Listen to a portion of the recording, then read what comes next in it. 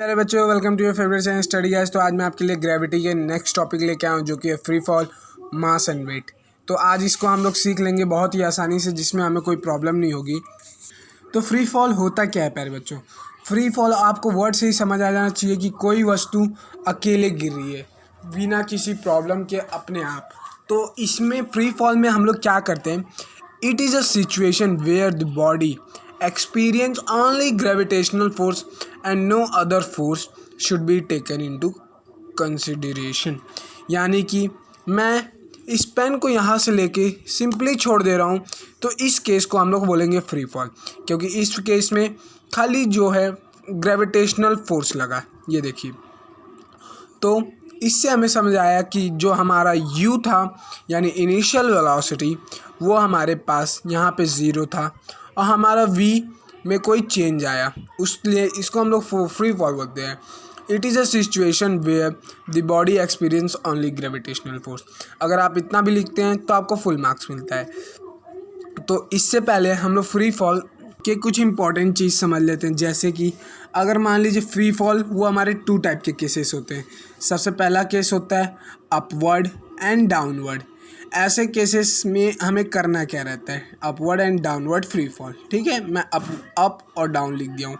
तो ऐसे केसेस में जब हम किसी ऑब्जेक्ट को अप के केसेस में, अगर मान लीजिए ये पेन अप के केस में आता है, मैंने इसको लेफ़्ट किया, तो ऐसे केस में हमारा सॉरी बच्चों, ये हमारा डाउन का केस था। इसमें जब हम पेन को छोड़ेंगे तो पेन हमारा डाउनवर्ड गया, यानी कि जब हमने इसको छोड़ा तब पेन रेस्ट में था, तो पेन रेस्ट में हुआ और उसको छोड़े भी तब भी वो रेस्ट से बढ़ेगा, यानी कि उसका u जो लेंगे हम लोग 0 लेंगे। अब मान लीजिए ये मेरा पेन था, तो पेन को मैंने इतना छोड़ा और इतना में ये इस कॉपी पे आके गिरा। ठीक है प्यारे बच्चों, तो ये जब इन दोनों के बीच का ये कुछ होगा, इसको हम लोग क्या बोलते हैं, हाइट। और हाइट को हम लोग किससे नोट करते हैं, एज डिस्टेंस। अब फ्री फॉल, इसमें हम लोग क्या जानते हैं, एक ही फोर्स लगता है, ग्रेविटेशनल फोर्स। तो ग्रेविटेशनल फोर्स का वैल्यू क्या होता है हमारा, g इज इक्वल्स टू 9.8। ये हमारा होता है ग्रेविटेशनल फोर्स का वैल्यू। ठीक है प्यारे बच्चों, लेकिन हमारा फोर्स किस डायरेक्शन में लग रहा है, डाउनवर्ड डायरेक्शन में, और हमने अपवर्ड डायरेक्शन को क्या रखा है, प्लस साइन में। लेकिन हमारा ग्रेविटेशनल फोर्स किस डायरेक्शन में लग रहा है, डाउनवर्ड डायरेक्शन। तो हम अपना ये जो g है, g हमारा किसके इक्वल होता है, g इक्वल्स टू a, यानी कि हमारी ये जो चेंजिंग वेलोसिटी है, पेन ऊपर से नीचे गिरा उतना के बीच में का जो चेंजिंग वेलोसिटी है, उसको हम लोग नेगेटिवली लेंगे। तो ये हमारा g इक्वल्स टू -9.8। अगर आप यहाँ से अगर आप माइनस नेगेटिव साइन लेके आज से अगर आप क्वेश्चन बनाना स्टार्ट करते हैं क्लास 9th में, तो आप समझिएगा आपने क्लास 11th का पहला सीढ़ी चढ़ लिया है, वो भी फिज़िक्स में। अब होता है अपवर्ड केस में।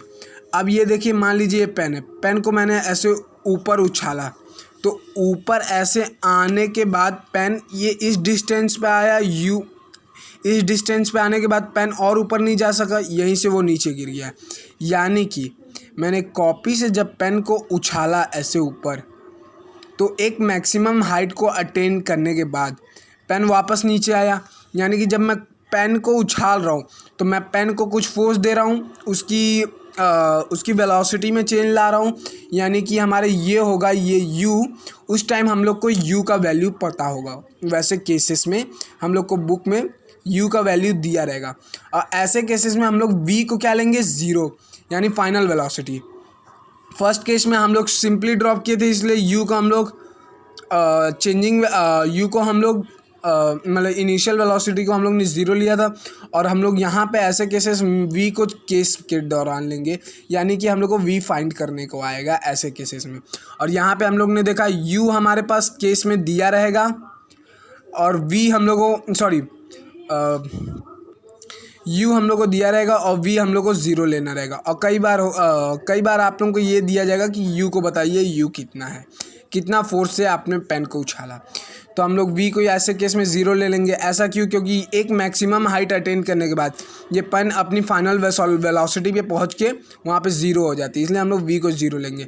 लेकिन ये मत भूलिए, आपने जब कोई फोर्स लगाया ये फोर्स लगाया तो पेन नीचे भी तो गया। पेन नीचे क्यों गया? क्योंकि gravitational force acting opposite direction था, और ग्रेविटेशनल फोर्स को हम लोग ने नेगेटिव साइन के साथ लेके रखा है, यानी कि यहाँ पे भी हम लोग जी को क्या लेंगे? -9.8। आपको केसेस में जब आप इसके न्यूमेरिकल सॉल्व करेंगे तो आपको जी का वैल्यू नहीं बताएगा, आपको बस केस दे देगा। आपको अपना अप्रोच बनाना पड़ेगा कि आपको खुद से जी को लिखें फ्री फॉल में, और इसके बीच का कई बार होता है हमें हाइट भी निकालने को देता है। तो इसके क्वेश्चंस पे भी हम लोग डिस्कशन करेंगे। आई होप बच्चों आपको फ्री फॉल समझ आ गया होगा। तो चलिए आज का हम लोग मेजर टॉक जो कि मैंने आपको लिए बनाया था, आज के वीडियो के लिए बनाया था, वो है मास एंड वेट, जिसका मैंने आपको एक हिंट आपके फोर्स के चैप्टर में भी दिया था कि हम ग्रेविटेशनल चैप्टर में इसके हिंट के बारे में टॉक करेंगे।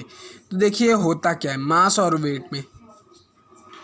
मास क्या होता है? हमारा द्रव्यमान। द्रव्य का मतलब ही कुछ समझ आ जा रहा है आप लोगों को हिंदी में? द्रव्य यानी कुछ दिखता नहीं है, जो दिख नहीं सकता है, ऐसा कुछ। और वेट का क्या होता है? बोझ हिंदी में। अब देखिए मैंने मास के लिए आपको लास्ट क्लास में फोर्स की क्लास में सेकंड लॉ को एक्सप्लेन करते हुए बताया था, mass is the actual content present in a body, यानी कि आपके पूरे शरीर में कितना मसल है उसको हम लोग मास बोलेंगे। और वेट क्या होता है? वेट एक फोर्स होता है, it is the force exerted on earth. इसीलिए हम लोग अगर मान लीजिए अर्थ पे अभी आप 60 किलो के हैं, तो आप मून पे कितने किलो के होंगे? 10 किलो के, क्योंकि वेट इक्वल्स टू फोर्स। तो वेट जितना होगा जितना फोर्स लगेगा, यानी मून पे जितना ग्रेविटेशनल फोर्स लगेगा उतना हमारा वेट होगा। इसलिए बोला जाता है कि वेट को हमेशा न्यूटन में बताएं। मैं कई बच्चों को देखा हूँ कि उनसे जब पूछा जाता है कि आपका वेट कितना है, तो बोलते हैं सर 70 किलो या 40 किलो या 50 किलो। तो ये गलत है, आपको बोलना चाहिए 70 न्यूटन, 40 न्यूटन, 50 न्यूटन, क्योंकि मास का वैल्यू होता है केजी। या अगर आप 40 किलो बता रहे हैं, आप अपने बॉडी के अंदर के कंटेंट यानी कि आपके अंदर का मसल, हड्डियों, उनका वजन 40 किलो, ना कि आपके बॉडी का। ठीक है बच्चों, तो आज के बाद गलती मत कीजिएगा, आप लोग हमेशा फोर्स को बताइएगा, वेट को अपने न्यूटन। ठीक है, अब क्या होता है? It is constant, W is variable. अभी मैंने एग्जांपल दिया कि आपका मास जो शरीर के अंदर जितना मसल रहेगा उतना ही मसल रहेगा, मून पे जाओ चाहे मार्स पे जाओ चाहे सूरज पे जाओ। लेकिन वेट मून पे जाएंगे तो उसका 1/6 हो जाता है, क्योंकि वो अर्थ के मास का 1/6 है, तो 1/6 से हम लोग डिवाइड करेंगे, जो कि हम लोग नेक्स्ट वीडियो में सीखेंगे कैसे अपना वेट मून पे निकाला जाए। तो उसमें 1/6 करेंगे तो 60 किलो के हैं, तो डिवाइडेड बाई 6, तो हमारा वेट तो मून पे 10 न्यूटन आया, और वही अर्थ पे 60 न्यूटन आया था। अब वैसे ही हम लोग ऐसे दूसरे प्लैनेट पे हमारा दूसरा वेट होगा। इसलिए वेट को हम लोग चेंजिंग बोलते हैं और मास को हम लोग नॉट चेंजिंग बोलते हैं। मास नेवर ज़ीरो और नेवर नेगेटिव। आपके शरीर के अंदर का सारा चीज़ निकाल दूंगा तो क्या आप जिंदा रहोगे? नहीं, बोलोगे नहीं सर क्या मजाक करते हो आप भी, हम लोग कैसे ज़िंदा रहेंगे? तो ये कभी जीरो नहीं हो सकता और कभी नेगेटिव नहीं हो सकता है, क्योंकि ये कोई तरह का इसमें कोई डायरेक्शन हम लोग बताते नहीं है मास में, इसलिए कभी नेगेटिव नहीं होता है। वहीं कि हम लोग फोर्स जानते हैं, एक वेक्टर क्वांटिटी है, डायरेक्शन, और इसके साथ साथ हम लोग इसमें इसका मैग्नीट्यूड भी आता है। तो उसी तरह जो हमारा वेट है उसको हम लोग changing from place to place बोलते हैं। ये कोई फिक्स नहीं होता, और ये कई टाइम्स नेगेटिव भी होता है। Can be zero according to the force और नेगेटिव। ठीक है मेरे बच्चों, अब इसका एसआई यूनिट होता है केजी एसआई यूनिट, और इसका वेट का एसआई यूनिट होता है न्यूटन, क्योंकि वेट इक्वल्स टू फोर्स। तो आई होप प्यारे बच्चों आज का वीडियो आप लोगों को पसंद आया होगा, तो प्लीज़ वीडियो को लाइक कीजिएगा और अपने फेवरेट चैनल को सब्सक्राइब करना मत भूलिएगा। थैंक यू प्यारे बच्चों।